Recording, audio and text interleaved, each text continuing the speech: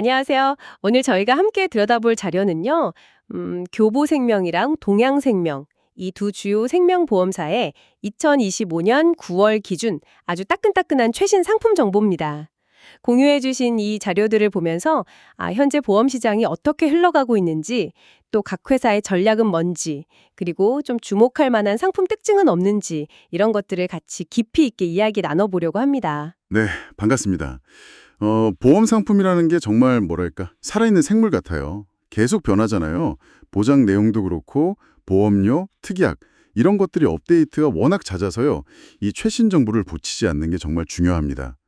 오늘 자료에는 그냥 상품 설명만 있는 게 아니라 각 회사가 지금 어떤 고민을 하고 있고 또 어떤 방향으로 가려고 하는지 그런 단서들이 좀 숨어 있거든요. 이런 흐름을 좀 읽으시는 게 현명한 선택에 도움이 될 겁니다. 좋습니다. 그럼 일단 교보생명 자료부터 좀 자세히 볼까요? 여러 내용이 있는데 그중에서도 사망보험금이랑 해지 환급금이 시간이 지나면서 같이 늘어나는 구조, 이 최증형 종신보험 예시가 딱 눈에 들어오더라고요. 이게 구체적으로 어떤 건가요? 아, 네. 그게 핵심은 이제 시간 가치를 반영한다는 점인데요. 자료에 나온 그 40세 가입 예시를 보면요. 처음에는 1억 원이었던 사망보험급이 7년 뒤에는 2억, 그리고 20년 뒤에는 무려 6.4억 원까지 이렇게 늘어나는 구조입니다.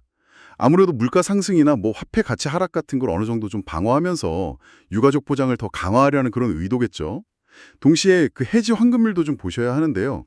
이게 초기에는 0%인데 점차 오르다가 7년 시점에 납입원금의 100%에 딱 도달하고요. 그 이후에는 원금 이상으로 불어나는 예시, 그러니까 20년 후에는 108.6% 정도까지 올라가는 걸 보여줍니다. 와, 7년 만에 원금 수준에 도달한다고요? 이야, 이거 상당히 인상적인데요. 보통 보험은 좀 초기에 해지하면 손해가 크다, 이런 인식이 강한데, 이건 그 기간을 비교적 짧게 가져가면서 또 장기로 유지하면 이점까지 준다는 거군요. 근데 이 사망보험금하고 해지환급률이 동시에 오른다는 이 구조, 이게 어떤 전략적인 의미가 있을까요? 아, 네. 좋은 질문이신데요. 예전에는 그냥 사망 보장 이것만 딱 강조했잖아요. 근데 과거와 달리 이제는 보험을 내가 살아있을 때도 뭔가 활용할 수 있는 그런 금융상품으로 좀 포지셔닝하려는 시도로 보입니다. 그러니까 사망했을 때 유족을 위한 안전망 역할도 하면서 중도에 해지하더라도 일정 기간이 지나면 원금 손실 없이 더 나아가서는 추가 수익까지 좀 기대할 수 있게 설계를 한 거죠. 장기적인 자산 형성 관점에서도 좀 어필하려는 전략이라고 볼 수 있습니다. 여기에 또 다양한 전환 옵션까지 더해서 유연성도 높였고요. 전환 옵션이요. 그건 그럼 필요에 따라서 보험의 성격을 이렇게 바꿀 수 있다는 그런 말씀이신가요? 그렇습니다. 자료를 보시면 예를 들어서 건강이 좀 안 좋아져서 장기간 병이 필요할 것 같다. 이러면 장기 요양보험으로 바꾸고요. 노후 자금이 좀 걱정된다 싶으면 연금형 보험으로 전환하는 그런 식입니다. 전환 대상도 본인, 배우자, 자녀 이렇게 다양하고 또 가능한 나이대도 정해져 있어서 그야말로 인생 주기에 맞춰서 보험을 리모델링할 수 있게 한 게 특징이죠. 이게 어떻게 보면 보험을 한 번 가입하고 끝, 이게 아니라 계속 관리하고 활용하는 자산으로 보게 하려는 그런 의도도 깔려 있다고 해석할 수 있습니다. 그렇군요. 그냥 단순히 보장만 받는 게 아니고 내 상황에 맞춰서 좀 능동적으로 활용할 여지를 준다는 거네요. 그럼 특약 부분도 좀 봐야 할 텐데요. 특히 그 수술 보장 금액이 예전보다 많이 늘어난 점이 눈에 띄어요. 보니까 3종 수술이 100만 원에서 300만 원으로, 5종 수술은 600에서 1,500만 원까지요. 이건 어떤 배경이 있는 걸까요? 아무래도 그렇죠. 의료기술이 계속 발달하면서 새로운 수술 기법도 나오고 관련 비용도 계속 오르는 추세잖아요. 그런 걸 반영한 결과겠죠. 또 요즘 실손보험 보장이 좀 축소되는 움직임도 있고 하니까 그거랑 맞물려서 주요 수술에 대한 정액 보장의 중요성이 더 커지는 그런 시장 상황에 대응하는 측면도 있어 보입니다. 교보생명은 이런 변화에 발맞춰서 수술 보장을 좀 강화해서 상품 경쟁력을 높이려는 걸로 보입니다. 그리고 이외에도 당뇨나 고혈압 같은 만성질환 특약 예시도 보이는데 이건 이제 개인의 건강 상태에 따라서 맞춤 설계가 중요하다. 이걸 보여주는 부분이고요. 네, 암 관련 특약들도 보니까 비급여 치료나 주요 치료 중심으로 좀 강화된 모습이네요. 결국 핵심은 개인의 필요나 위험 요인에 맞춰서 기본 보장에다가 특약을 잘 조합하는 것, 이게 중요하겠군요. 정확하십니다. 그리고 참고로 앞서 본 그 체증형 상품 있잖아요. 이건 일반 심사형이랑 간편 심사형이 따로 있고요. 각각 가입할 수 있는 연령대가 다르다는 점도 좀 유의하셔야 합니다. 간편 심사형은 이제 유병력자분들도 가입하기 좀 더 쉽지만 일반적으로 보험료가 좀 더 높거나 보장 범위에 차이가 있을 수 있으니까요. 그 세부 조건을 꼭 확인하시는 게 좋습니다. 네, 교보 생명이 좀 안정적인 가치 성장 그리고 유연한 활용성 이런 데 중점을 둔다면 이번에 살펴볼 동양생명 자료에서는 시장 변화에 좀 더 발빠르게 반응하는 그런 모습이 보이는데요. 특히 상품 라인업 변경 소식이 좀 눈에 띄네요. 네, 맞습니다. 동양생명이 2025년 9월을 기점으로 해서 몇 가지 좀 중요한 변화를 단행했어요. 우선 우리 원하는 건강한, 간편한 보장보험, 갱신형, 이걸 새로 내놨습니다. 여기서 중요한 건 갱신형이라는 점인데요. 아시다시피 갱신형은 초기 보험료가 비갱신형보다는 좀 저렴한 대신에 갱신 시점이 되면 연령이나 위험률 증가에 따라서 보험료가 오를 수 있는 그런 구조죠. 그리고 간편한 옵션은 건강 고지 항목을 줄여서 유병자나 고령자분들도 가입 문턱을 낮춘 게 특징이고요. 아, 새로운 갱신형 상품을 내놓으면서 동시에 기존 상품 중 일부는 또 판매가 중지되었네요. 보니까 암치료는 동양생명, 그리고 뉴 알뜰 종신 플러스, 5년 납 이런 상품들이요. 이건 어떤 의미로 봐야 할까요? 이건 전체 상품 포트폴리오를 좀 재정비하는 과정이다 이렇게 볼 수 있겠습니다. 뭐랄까 수익성이 좀 낮거나 시장 반응이 좀 저조했던 상품들은 정리하고 그 대신에 갱신형처럼 초기 진입 장벽이 낮은 상품 혹은 암치료처럼 특정 위험 보장이 좀 더 특화된 상품 라인을 강화하려는 그런 전략적인 판단일 수 있겠죠. 또 그 하이클래스 암 주요 치료비나 항암 약물 치료비 보장 한도를 최대 5천만 원까지 올린 걸 보면 암 치료비 증가 추세에 좀 적극적으로 대응하겠다 이런 의지를 보여주는 것 같고요. 반면에 대상포진이나 통풍진단 특약의 90일 면책 기간을 추가한다거나 일부 치매간병 보험 특약을 좀 변경하거나 중단한 것은 이건 위험관리 강화 차원으로 해석할 수 있겠습니다. 네, 확실히 변화의 방향이 좀 명확해 보이네요. 가입 문턱은 낮추고 핵심 위험 보장, 특히 암 보장은 더 강화하고 나머지는 좀 효율화하는 그런 느낌입니다. 아, 그리고 예금자 보호 한도가 5천만 원에서 1억 원으로 올랐다는 내용도 언급되어 있네요. 이건 보험 시장 전체에 해당되는 중요한 변화죠. 네, 맞습니다. 아주 중요한 변화죠. 혹시 보험사가 파산하더라도 1인당 최대 1억 원까지는 보호받을 수 있게 된 거니까요. 보험 상품의 안정성이 훨씬 강화된 겁니다. 이건 보험 가입을 고려하실 때 상당히 중요한 안전장치가 될 수 있습니다. 자, 그럼 동양생명의 주력 상품 중 하나인 무수호천사 5배 더 행복한 종신보험 이걸로 한번 넘어가 보죠. 이름부터가 5배 더 행복 이걸 강조하는데 5 better라고 5가지 장점을 내세우고 있더라고요. 어떤 점들이 그렇게 더 낫다고 하는 걸까요? 네, 이 상품의 핵심 전략은 제 생각엔 다재다능함, 여기에 있는 것 같습니다. 첫째는 사망보험금 체증이 가입하고 1년 후부터 바로 시작돼서 더 빠르다는 점. 둘째는 해지 환급률이 특정 시점 이후에도 고정되지 않고 계속 오른다는 점을 강조합니다. 아까 본 교보 상품이랑 좀 비슷하긴 한데 이 점을 더 부각시키고 있는 거죠. 셋째는 다양한 연금 전환 옵션인데요. 특히 암 케어 연금형 전환 기능이 아주 독특합니다. 암 진단을 받으면 10년 동안 연금을 2배로 지급하는 기능이거든요. 네. 암 진단 시에 연금을 2배로 준다고요? 와, 이건 상당히 파격적인데요. 그럼 네 번째, 다섯 번째 장점은 뭔가요? 로 교체할 수 있다는 점입니다. 여기서 UL이라는 건 입출금이 비교적 좀 자유롭고 보험료 납입도 유연하게 조절할 수 있는 그런 종신보험의 한 형태를 말하는 거고요. 이 5가지를 종합해보면 이 상품은 그냥 사망보장만 하는 게 아니라 노후연금 준비, 암치료비 보조, 심지어는 자녀에게 보험계약을 물려주는 상속 기능까지 다 염두에 둔 그야말로 멀티플레이어를 지향하는 상품이다. 이렇게 볼 수 있습니다. 아하. 상품의 필요성을 설명하는 근거로 기대 수명은 늘어나는데 건강 수명은 그대로고 고령층 암 발병률은 증가하고 이런 데이터를 제시하는 걸 보면 확실히 생존 그리고 노후에 대한 대비를 강조하는군요. 그렇다면 이 상품의 핵심적인 매력은 어디에 있다고 봐야 할까요? 단순히 기능이 많다는 것일까요? 기능이 많은 것 그 자체보다는 그 기능들이 어떻게 서로 연결돼서 시너지를 내는가, 이게 더 중요하다고 봅니다.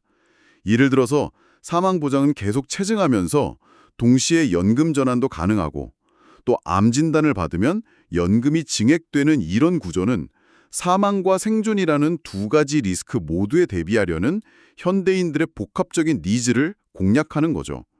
그리고 유혈 전환이나 피보험자 교체 기능 같은 경우는 이 보험을 단순한 보장 자산을 넘어서 다음 세대로 이전할 수 있는 금융 자산으로까지 확장하려는 시도라고 볼 수 있습니다. 여기서 이제 청취자분께서 스스로 한번 던져볼 질문은 과연 나에게 이 모든 기능이 정말 다 필요한가? 아니면 특정 기능에 집중하는 것이 더 합리적인 선택일까 하는 점일 겁니다. 네, 일리 있는 말씀입니다. 하나의 상품으로 여러 마리 토끼를 다 잡으려는 시도인데 그만큼 또 구조가 복잡하고 보험료 부담도 좀 고려해야 할 부분이 있겠네요. 자, 그럼 아까 잠시 언급됐던 우리 원하는 건강한 간편한 보장보험 갱신형으로 다시 돌아가 보죠. 이 상품은 특히 중입자 치료 보장을 굉장히 강조하고 있거든요. 이건 어떤 배경인가요? 네, 이 상품은 딱 두 가지 키워드, 갱신형하고 중입자 치료로 요약할 수 있습니다. 갱신형의 특징은 아까 설명드렸고 이 상품은 특히 해지 환급금이 없는 대신에 초기 보험료를 더 낮춘 그런 구조입니다. 핵심은 역시 중입자 치료 보장인데요. 이게 폐암이나 췌장암 같은 난치암 치료의 효과가 아주 높은 최신 기술이긴 한데 비용이 무려 5천만 원에서 6천만 원에 달할 정도로 매우 비쌉니다. 동양생명은 바로 이 고가의 치료 비용 부담을 상대적으로 저렴한 갱신형 보험료로 대비할 수 있다. 이 점을 집중적으로 어필하고 있는 거죠. 그런데 자료에서도 언급하듯이 현재 우리나라에는 중입자 치료기가 딱 1대뿐이고 대기 시간도 엄청 길다. 이런 현실적인 문제가 있지 않습니까? 이런 상황에서 중입자 치료 보장을 전면에 내세우는 전략, 이건 어떻게 봐야 할까요? 좀 실효성에 대한 의문도 들 수 있을 것 같은데요? 네. 아주 날카로운 지적이십니다. 보험사 입장에서 보면요. 이건 어떻게 보면 미래의 잠재적인 위험에 대한 선제적인 대응이자 동시에 상품 차별화 전략이라고 볼 수 있습니다. 당장은 국내 인프라가 좀 부족하지만 장기적으로 봤을 때 치료 접근성이 개선될 가능성 혹은 일본이나 다른 나라로 해외 원정 치료를 갈 가능성까지 염두에 둔 포석일 수도 있고요. 또 중입자 치료뿐만 아니라 양성자 치료, 일반 항암 방사선 치료까지 다 묶어서 777 잭팟 플랜 이런 이름으로 제안하는 걸 보면 설령 중입자 치료를 못 받더라도 다른 고가의 항암 치료에 대한 대비는 충분히 할 수 있다. 이 점을 강조하려는 의도로 보입니다. 다만 청취자 입장에서는 역시 갱신 시 보험료 인상 가능성이라는 이 갱신형 상품의 본질적인 특성은 반드시 고려를 하셔야 합니다. 네, 암 통원 치료비 보장의 중요성을 강조하면서 지방 환자의 교통비나 숙박비 부담까지 언급하는 걸 보면 확실히 좀 현실적인 어려움을 파고들려는 노력이 보이네요. 타사랑 보험료 비교 자료까지 제시하면서요. 그렇죠. 암 치료가 점점 장기화되고 통원 치료 중심으로 바뀌면서 발생하는 그런 부대 비용 부담을 정액 보장으로 해결해 주겠다. 이런 접근인 거죠. 물론 갱신형 말고 비갱신형으로도 비슷한 보장을 준비할 수 있는 플랜도 자료에 제시되어 있으니까요. 안정적인 보험료를 선호하신다면 그게 대안이랄 수도 있습니다. 결국 어떤 형태의 상품이 나에게 더 적합한지는 개인의 예산이나 위험 감수 성향, 보장 우선순위 이런 것들에 따라 달라질 수밖에 없습니다. 자, 마지막으로 무수호천사 치매간병 운동생명보험을 간략하게 짚어보죠. 이 상품은 어떤 점에 주목해야 할까요? 네, 이 상품은 이제 고령화 시대의 핵심 걱정거리죠.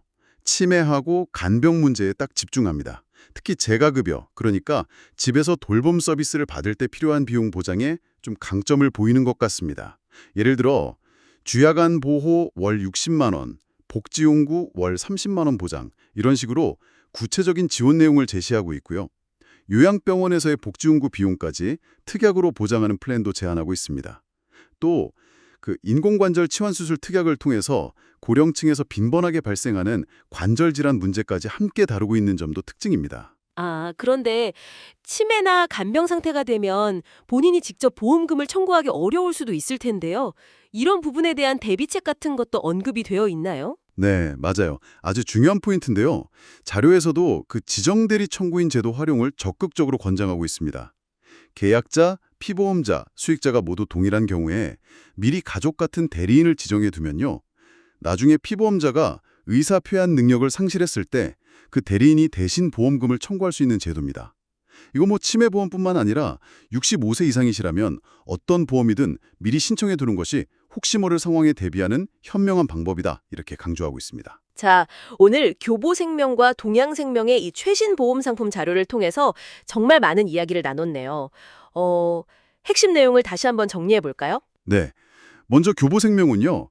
사망보험금하고 해지 환급률이 함께 증가하는 그 체증형 종신보험을 통해서 안정적인 보장이랑 자산가치 상승, 이걸 동시에 추구하는 전력을 보여줬습니다. 여기에 또 유연한 전환 옵션, 그리고 강화된 수술 특약으로 실질적인 보장 강화에도 힘쓰는 모습이었고요. 그리고 동양생명은 변화의 폭이 좀 더 컸죠. 네, 가입 문턱을 낮춘 갱신형 상품을 출시했고 특히 그 중입자 치료를 포함해서 암 보장을 대대적으로 강화한 게 인상적이었습니다. 상품 라인업을 좀 정비하면서 선택과 집중을 하는 모습, 그리고 치매나 간병, 특히 재가급여 보장에 특화된 상품 전략도 확인할 수 있었고요. 예금자 보호 한도 상향도 중요한 변화였죠. 그렇습니다. 두 회사 모두 결국 고령화라든지 의료기술 발전 같은 이런 시대적인 변화에 적극적으로 대응하고 있다는 공통점이 있습니다. 다만 이제 접근 방식에는 좀 차이가 있죠. 교보가 좀 안정성이랑 유연성에 기반해서 점진적인 개선을 추구한다면 동양은 갱신형 상품을 확대하거나 최신 치료기술 보장을 강화하는 것처럼 좀 더 공격적인 변화를 시도하는 경향이 보입니다. 또 비갱신형 저칙성 상품이랑 갱신형 보장성 상품, 이렇게 각기 다른 구조의 상품을 제공하면서 소비자의 선택폭을 넓히고 있고요. 중요한 건 어떤 상품이든 간에 면책 기간이나 감액 기간, 갱신 조건 같은 세부 내용을 꼼꼼히 확인하고 자신의 필요와 예산에 맞춰서 신중하게 결정해야 한다는 점입니다. 네, 오늘 저희와 함께 해주신 덕분에 좀 복잡하게 느껴질 수 있는 보험 상품의 최신 동향을 이해하시는데 큰 도움이 되셨기를 바랍니다. 단순히 정보를 나열하는 걸 넘어서 그 이면에 숨어있는 전략이나 의미까지 함께 짚어보려고 노력했습니다. 마지막으로 청취자분들께 생각해 볼 만한 질문 하나를 던져드리고 싶습니다. 오늘 저희가 살펴본 것처럼 보험의 무게중심이 점점 사망 이후보다는 살아있는 동안의 위험, 그러니까 뭐 질병이나 상해, 장기요양, 노후 생활자금 이런 쪽으로 옮겨가고 있습니다. 이런 흐름 속에서 기존의 생명보험에 대한 인식을 좀 넘어서서 나의 전반적인 재무 설계와 인생 계획 안에서 이 생존 보장의 가치를 어떻게 다시 평가하고 또 이걸 효과적으로 준비하기 위해 어떤 전략을 세워야 할까? 이 질문에 대한 답을 스스로 찾아가시는 과정이 앞으로 더욱 중요해질 거라고 생각합니다. 정말 의미 있는 질문이네요. 오늘 저희의 이야기는 여기까지입니다. 함께 해주셔서 감사합니다.